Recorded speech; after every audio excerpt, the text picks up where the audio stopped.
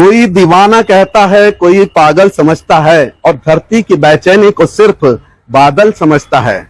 जी, हम बात कर रहे हैं एक ऐसे ही दीवाने के बारे में जिनके बारे में शहर के लोगों की अलग अलग राय है। कोई इन्हें दीवाना कहता है, कोई पागल कहता है, लेकिन मेरा मानना है कि यह व्यक्ति जो है यह क्रांतिकारी विचारधारा का व्यक्ति है, जिसे कि खंडवा के लोग बबलू राजानी के नाम से जानते हैं। बबलू भाई, बहुत बहुत स्वागत है आपका हमारे इस कार्यक्रम में। सबसे पहले आपका असली नाम क्या है? सबसे पहले मैं कहूँगा सुबह की राम राम दोस्तों। भैया ने आज मेरे को सौभाग्य, आपके आशीर्वाद से आपकी आवाज बनने का मुझे मौका दिया है। मैं आपका ताउम्र शुक्रगुजार रहूंगा। मैं आपकी आवाज रखने जा रहा हूँ, मुझसे कुछ गलती हो उसके लिए मुझे माफ करना। भैया ने एक प्रश्न पूछा, मेरा असली नाम क्या है? मेरा असली नाम है प्रदीप कुमार राजानी। तो प्रदीप भाई, जिनको कि खंडवा के लोग प्यार से बबलू राजानी के रूप में जानते हैं, ये बबलू राजानी एक नाना पाटेकर कहें, क्रांतिवीर कहें, क्यों कहें? क्योंकि इनके वीडियो जो है वो ऐसे प्रतिदिन वायरल होते हैं। एक न एक ऐसा वीडियो जिसमें कोई न कोई शहर की ऐसी समस्या होती है जो कि वर्षों से इस शहर में इस समस्या से लोग जूझ रहे हैं। उन्हीं समस्याओं को बबलू भाई अपने अनोखे अंदाज में उठाते हैं। इनका अंदाज अनोखा है। धीरे धीरे इन्होंने जब शुरुआत की थी तो कुछ वीडियो को लोगों ने गंभीरता से नहीं लिया था, लेकिन बाद में इनके वीडियो इतने पॉपुलर हुए कि शहर भर के लोग अब इनके वीडियो को देखने लगे हैं। हालात यह है कि अब इतने गंभीरता से लेने लगे हैं, इनके बनाए वीडियो पर अब कार्रवाई भी होने लगी है। तो आप देखें कि सोशल मीडिया कितना पावरफुल हो चुका है। अगर कोई व्यक्ति सोशल मीडिया के जरिए सिर्फ अपनी आवाज उठाए और लगातार प्रयास करते रहे तो वह भी बबलू राजानी जैसा नाम कमा सकता है। बबलू भाई, क्या क्या मुद्दे हैं जो आपने उठाए थे अब तक? हमारे मुद्दे थे शहर विकास को लेके। जी, शहर विकास से तात्पर्य सड़क, नाली, पानी और वो मूलभूत सुविधाएं, जिसे हर कोई मजाक में लेता है, ये तो सब हो जाता। लेकिन जो मेन मुद्दा था, जिसे मैंने संभाल के रखा था इस समय के लिए, वो है रोजगार। रोजगार, क्योंकि आज से पूर्व में हम जाएंगे तो दाल मिले, खल्ली मिले, जिनिंग फैक्ट्रियां, बहुत सारे ऐसे उद्योग धंधे थे जिससे बहुत सारे लोगों को रोजगार मिलता था। मानसिंग मिलती, सूत मिलती। अब मुझे उस जगह पर फोकस करना पड़ा कि इतने बड़े बड़े उद्योग यहाँ से क्यों चले गए। जिस जगह से हमें खाने को रोटी मिलती थी, आज वही उद्योगपति कर्जे में आकर हमें वहां बनाकर मकान दे रहे हैं।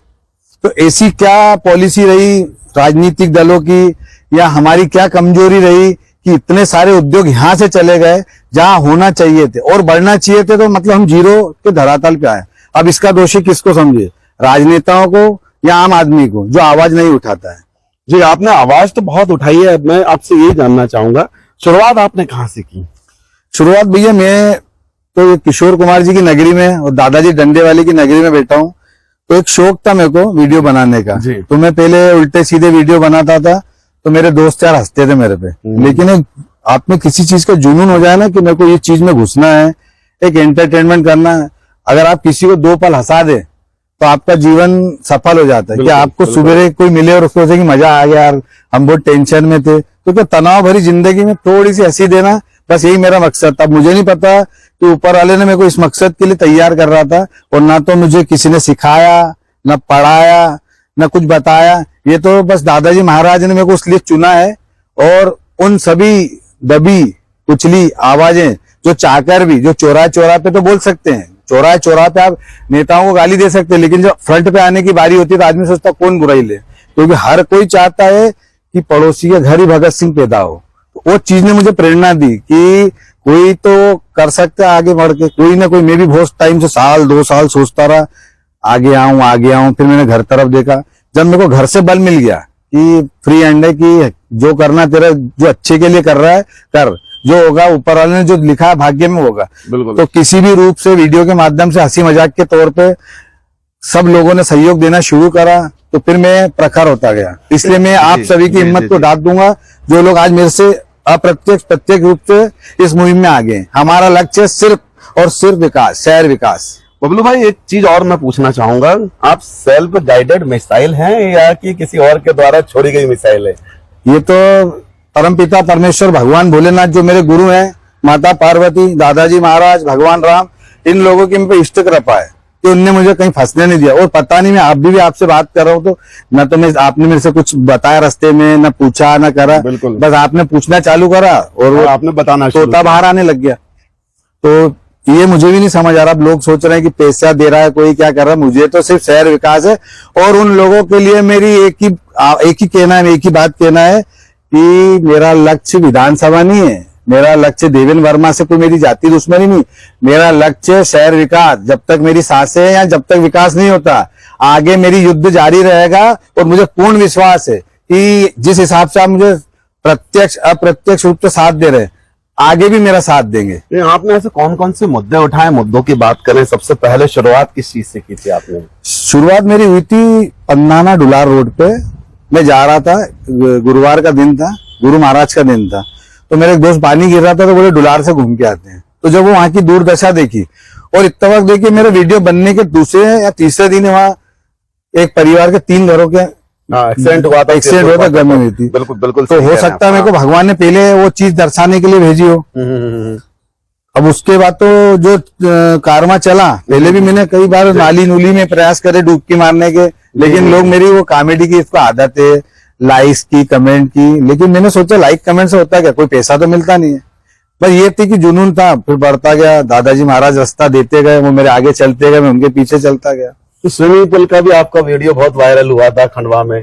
क्या क्या आपके ऐसे जो सोचते हैं, मेरा कहना है, कहाँ से लाते हैं ये सारी जो डायलॉग? पता नहीं मेरे को, तो जैसे घूमते घूमते अभी बाबा आ जाते हैं, बस जाता हूँ, कुछ दिख जाता है, तो किसी कहीं आपसे बात हुई, आम आदमी से कुछ भी एक शब्द ले लिया, तो फिर उसमें मेरा गुंतारा चालू जाता।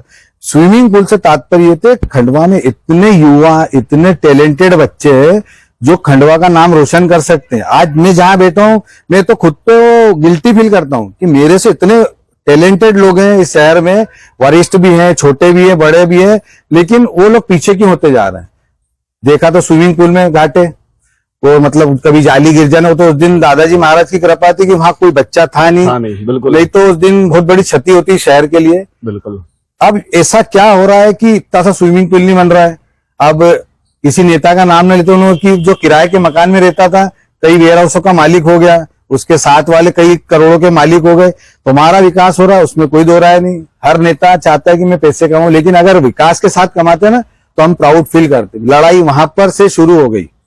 वो जिस दिन वो गिरा था ना, तो मन में एक ज्वाला जग गई थी कि क्या अगर मेरा बच्चा रहता।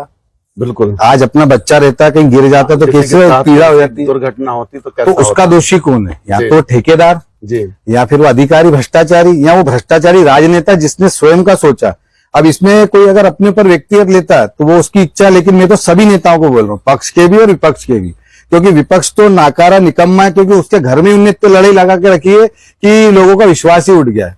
अब मुझसे कई लोग पूछते कि भैया वो तुम अगर देवेंद्र वर्मा को टिकट मिलती है, तुम बोलोगे कि वोट मत डालो, किसी और को डालो, हम तो कांग्रेस को क्यों डाले, वो तो घर में ही लड़ रहे हैं। तो वो उनका मुद्दा है। मेरा कहना मतलब कि अगर आपको जीतना है, या तो नोटा का यूज करें या अपने विवेक का यूज करें, अन्यथा हम जिस धरातल पे हैं, आज हमारे बच्चे स्कूल पढ़ने बाहर जा रहे हैं, उद्योग के लिए बाहर जा रहे हैं, कुछ लोग अपने शहर के प्रति वफादार है, कैसी भी पीड़ा में रह रहे हैं, और जब आखिरी में सब कुछ नॉर्मल कर देते हैं तो फिर आ जाता है जातिवाद। अगर विकास नहीं होता रहा भैया, तो जो आपने बात बोली है कि कहीं ऐसा नहीं हो कि यह शहर बुजुर्गों का शहर बनकर रह जाए, क्योंकि यहाँ का युवा जो है खंडवा का, वो खंडवा से बाहर पढ़ने जा रहा है। पहली चीज तो रोजगार जो है वो बाहर जा रहे हैं, रोजगार के चक्कर में युवा भी जो है खंडवा छोड़ के बाहर जा रहा है। पहली चीज तो मैं आपकी बात को काटते हुए माफी मांगूंगा जी। शहर क्या है, मैं तो गांव, शहर तो छोड़िए, गांव से भी बदतर स्थिति है। बस आप कहीं देखोगे चंद कई कॉलोनाइजर हैं, वो भी क्या पहले उद्योगपति थे, उनकी परेशानियां कर्जे के चक्कर में प्लाट काट काट के बेच रहे। सिर्फ हमको थोड़े बहुत कॉलोनी देख सकते हो, डेवलपमेंट के नाम है क्या बन रही है। आप मुझे बताओ यहाँ है क्या? एक वो कुछ समय पहले, अब उसका नॉलेज तो मेरे को नहीं है, लेकिन खंडवा प्राधिकरण के नाम से विकास प्राधिकरण की योजना आई थी, वो विलुप्त हो गई। क्या कारण था वो राजनेता जाने, वो ना तो मुझे मालूम, मैं भी तो उम्र में बहुत छोटा हूँ। लेकिन आपने अब चलिए मैं समझ गया, लेकिन एक अभी विधायक की बात की थी, एक सवाल मन में फिर से आ गया। मैं इसलिए विधायक के बारे में जो लोग कहते हैं कि जो हमने पहले भी पिछला वीडियो बनाया था, शहर के लोग कहते हैं कि इन्होंने किसी का भला नहीं किया तो किसी का बुरा भी नहीं किया, इसके क्या मायने आपकी नजर में? भैया जो राजा रहता है जी, अगर राजा किसी का भला नहीं करता, किसी का बुरा नहीं करता, तो मैं कहूंगा कि उसको उस पद पे बैठने का कोई अधिकार नहीं। हमें भला बुरा करने के लिए नहीं बैठना है, हमें जनता की सेवा के लिए बैठना है। अगर ये तो फिर वही होगी भला बुरा की मेरी स्वयं की, मैं अपना वो आचरण कर लूं, कि मैं तो सरल स्वभाव का धनी हूं, मैं किसी का बुरा नहीं करता हूं। इसके विपरीत आप पीछे जाके देखिए, उनने आपका बुरा किया, आपका अधिकार खा गए, उद्योग खा गए, रोड खा गए, ये खा गए, वो खा गए। अब यहाँ तक ये मुझ पे भी लाछन लगाने लग गए हैं कि भैया ये तो महापौर जी का इन्होंने बैनर लगाया था।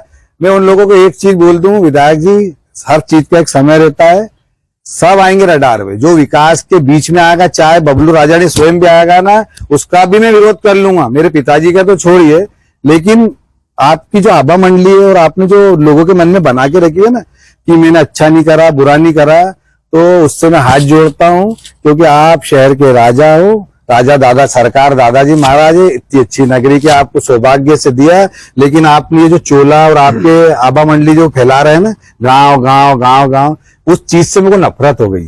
आप लगे किसी को गोली मार दो तो भी प्राउड होगा कि विधायक है, दबंग है। जो गलत करे, अब योगी जी इनकाउंटर कर रहे हैं, कई लोग गलत बोलते, कई लोग अच्छा बोल रहे हैं, लेकिन जो बहन बेटियां सुरक्षित आज घूम रही है ना, आज उन्हें भगवान तुल्य पूज रही है। बिल्कुल। कारण क्यों? कारण क्यों? कि उन्होंने ये चोला नहीं उड़ा ना कि मैं संत हूं, उन्हें सरल स्वभाव को, उनका धर्म है कि मेरे को पदवी पे बैठा हूं, जनता जनार्दन मेरे बच्चे हैं, तो बच्चा स्वरूप सबको रख रहे हैं, सबका ख्याल रख रहे हैं। गलत का विरोध हो रहा है, अच्छे को आगे बढ़ाया जा रहा है। आज हम किशोर कुमार जी के स्मारक पे पहुंचे हैं। आपने देखा होगा इस ओर जो है खंडवा में किशोर कुमार जी का स्मारक है, जहां हम लोग चर्चा कर रहे हैं। किशोर कुमार जी का एक गाना मुझे याद आता है, कोई हमदम न रहा, कोई सहारा न रहा, और किसी के न हुए हम और कोई हमारा न हुआ। क्या लगता है कि ये गाना आपको खंडवा के जो है ये जो माहौल है इस पे फिट बैठता है कि कोई हमदम न रहा? अब आपने उस महान कलाकार की दी है कि कहीं जाते हैं तो हम प्राउड फील करते हैं उनके नाम से जी। जब आप दो ही होता है इनका, या तो जयंती या पुण्यतिथि, तब आपको पूरे यहाँ के नेता वेता बड़े फनकार उस 2 दिन ही क्यों मिलते हैं? उस व्यक्ति में अगर स्वार्थ होता तो वहां बॉम्बे चले गए थे, करोड़पति बन गए थे, लेकिन उनका प्रेम, वो दोस्त, वो गलियां और वो जहां वो बैठते थे, उनको प्रेम था खंडवा से, किसी व्यक्ति विशेष से तो अपनी माँ से प्रेम था। इसलिए उनने आखिरी में कई शोज भी किए, गौरीकुंड मनाने के लिए शोज किए थे तापड़िया गार्डन में। वो फंड कहाँ गया, लुप्त हो गया, पता नहीं, भगवान जाने। लेकिन फिर भी उस महान कलाकार को खंडवा की जनता नहीं समझी, तो बड़े भैया आप और में क्या चीज है, लेकिन एक प्रयास तो है। हो सकता है वो ईश्वरी रूप में आके मेरे को बोल रहे कि तूने मेरी माँ को छन्नी छन्नी किया है, तो उस महान कलाकार के सपने को आगे बढ़ाना है। ऐसा नहीं कि पुण्यतिथि पे आ गए या जन्म तिथि पे आ गए, पूरे शहर में गाने गा लिए, वो उनको चीज सूट नहीं करती। एक चीज और है, जैसे कि आप जब वीडियो बनाते हैं तो आप कई तरह के जो है कपड़े पहन लेते हैं। मैंने आपका एक वीडियो देखा, आप बिल्कुल फटी हुई बनियान पहन के सड़क पर घूम रहे थे, तो क्या आपको थोड़ा सा अजीब नहीं लगता है कि ये सब मैं कर रहा हूँ, और कैसा लगता है मन में? ये एक सत्यता है जो ऊपर वाला मेरे से दिखाना चाहता है। और आप पहले, मेरे कुछ समय पहले की बात बता रहा हूँ कि शादी में अपन डांस करते हैं ना, जी जी जी जी, अरे यार एक छोटी सी बियर पिला दे, 2 पैक पिला दे, मेरे को क्या शर्म आती है। अब मेरे को वो नशे की जरूरत नहीं, मेरे को नशा इतना हो गया। अभी आप मुझे यही बोलोगे कपड़े उतार गटर में लेट जा, शहर हित का काम है, तो मेरे को 2 मिनट नहीं लगेंगे। 2 मिनट पता नहीं क्या मैं बोलो ना कि मेरे घर वाले मेरे को बोलते हैं इतना जुनून किस चीज के लिए, कि मैं बस ये कि मैं मेरे पिताजी के नाम से जाना जाता हूँ, प्रताप सेठ का लड़का बबलू राजानी जी। तो वो मेरे को कहीं ना कहीं वो करती है कि मैं नाकारा हूँ, निकम्मा हूँ। नहीं, मेरी आगे की सोच बताओ, मैं निकम्मा हूँ, नाकारा हूँ। कारण क्योंकि मेरे पिता ने नाम दिया, तो आज मेरा सपना ये होना चाहिए कि लोग मेरे पिताजी को जब बोलेंगे ना वो बबलू के पापा जा रहे हैं, तो मेरे पिताजी प्राउड फील करेंगे। तो वहीं आप राजनीति में आ जाओ, वही चीज राजनीति में आ जाओ। ईमानदार पिता तुल्य नरेंद्र मोदी जी हैं, ईमानदार है, मैं उनका झंडा उठाता हूँ। मेरा बस नहीं चले सीना फाड़ के अपने माँ बाप से ऊपर उनकी तस्वीर दिखा दूं, क्योंकि मेरे पास वो शक्ति नहीं, लेकिन मेरा प्रेम उनके प्रति, मतलब उसकी बोल ही नहीं सकते आप कि इतनी तुलना। बाकी उसी पिताजी के नालायक पुत्र धरातल पे इसको, उनके विचारों को छन्नी छन्नी करते हैं। ये उन लोगों के लिए मेरा मैसेज है जो मेरे को आज बोल रहे हैं ना कि किसी को भी टिकट मिल जाएगा, हम जिता देंगे पार्टी की, आपकी वफादारी, उसको सलाम। लेकिन उस नाकारे निकम्मे व्यक्ति को जिसने अपने पिता तुल्य को छन्नी छन्नी कर दिया, अपनी नाकामी छुपाने के लिए फिर ले आई है मोदी जी का चेहरा। जी जी जी जी, जी। तो मोदी जी के चेहरे पे कब तक लोग, और मैं वो भी सोचते होंगे कि मैं ऐसे व्यक्ति को मैंने विधायक बनाया कि जिसके लिए मुझे भी मतलब नीचा देखना पड़ रहा है। और प्राउड जब फील करता मैं, जब वाराणसी से मंच पे आदरणीय यशस्वी प्रधानमंत्री नरेंद्र मोदी जी जब खंडवा के विधायक को बुलाते और भरे मंच पे बोलते, मुझे तो छोड़िए, मेरे पुत्र नुमा विधायक को देखिए उन्होंने कितना विकास करा, तब पूरी जनता प्राउड फील करती। एक पिता तो करता करता जनता, अभी आपकी छोटा भाई बहन परिवार वो भी प्राउड फील करता।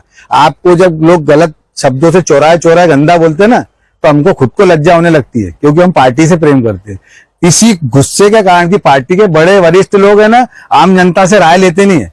अब कोई लोग बोलता है कि भी इनको सरल स्वभाव से टिकट मिली, धन से मिली, आपसी साठगांठ से मिली, गुटबाजी से मिली, तो ये आप वो उस लेवल पे मेरा ऐसा लगा कि कहाँ की ऐसी पार्टी।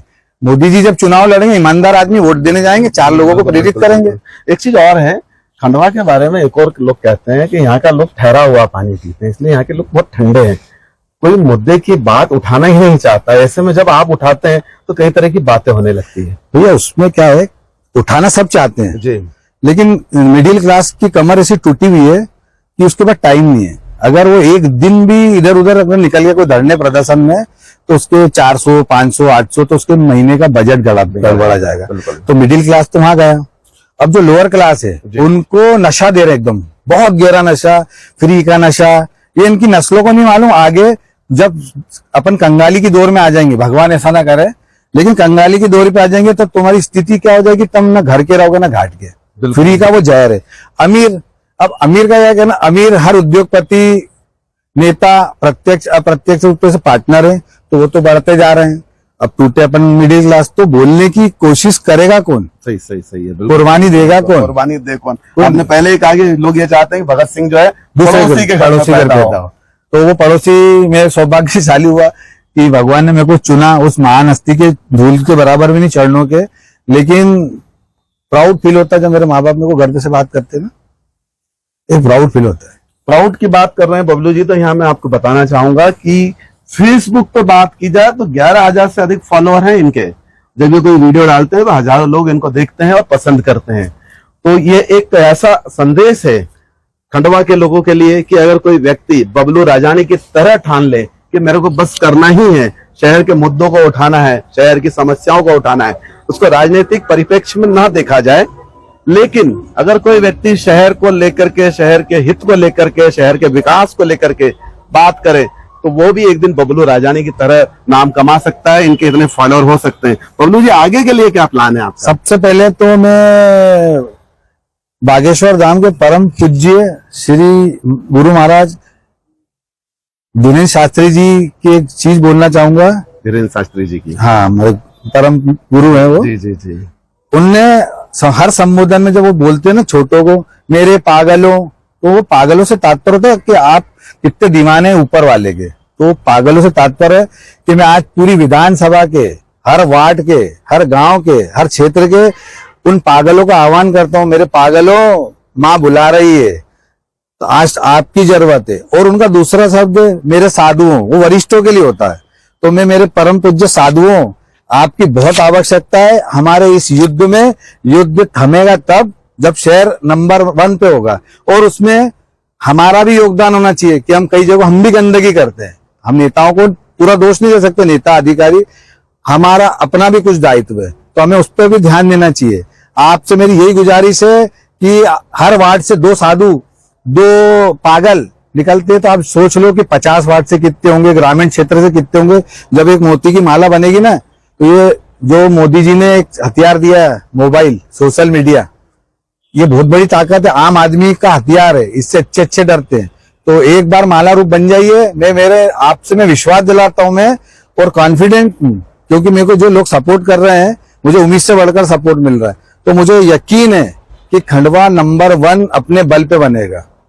बिल्कुल। तो ये हमारे साथी बबलू राजानी जी, जिनसे हमने आज चर्चा की, बहुत सारी चीजें जानी, लोगों के मन में जो धारणाएं थी, जो विचार थे, कई सवाल थे जो बबलू जी के वीडियो देखते रहे हैं, वो सोचते होंगे कि बबलू भाई आखिर ऐसा करते क्यों है, इसके पीछे कारण क्या है। तो बहुत सारी चीजें आज क्लियर हुई है। बबलू जी ने साफ बता दिया कि उनका एजेंडा सिर्फ शहर का विकास का है, राजनीतिक दृष्टिकोण से इसको न देखा जाए, ऐसा इनका मानना है। क्योंकि खुद भी बीजेपी के फॉलोअर रहे हैं। चुनाव है, आचार संहिता लागू है, इसलिए हम अतिरिक्त तरह की कोई बात न करेंगे, लेकिन हम साधुवाद देना चाहेंगे ऐसे व्यक्ति को जो क्रांतिकारी विचारधारा का व्यक्ति है, जो खंडवा के लिए कुछ कर रहा है। और इन्होंने साफ कहा कि अगर हर घर से ऐसे 2 पागल आ जाएं तो इस देश की और इस शहर की दोनों की ही दिशा बदली जा सकती है। मैंने शुरुआत की थी, आपको फिर से वही लाइनें दोहराऊंगा कि कोई दीवाना कहता है, कोई पागल समझता है, और धरती की इस बेचैनी को सिर्फ बादल समझता है। कुमार विश्वास की कविता बबलू राजानी पर बिल्कुल फिट बैठती है। और आज के कार्यक्रम में बस इतना ही। हम बबलू भाई से फिर से मुलाकात करेंगे, फिर इनसे जानेंगे कि बबलू राजानी के मन में क्या है। तो दोस्तों, आपने देखा सुना किस तरह बबलू राजानी जी के मन में जो विचार है आपने जाने। हम फिर से इनसे दोबारा बात करेंगे, लेकिन कब करेंगे? बहुत ही जल्द करेंगे, चुनाव सामने है। तो दोस्तों, मुझे और मेरे साथी रियासत खान को दीजिए इजाजत। नमस्कार।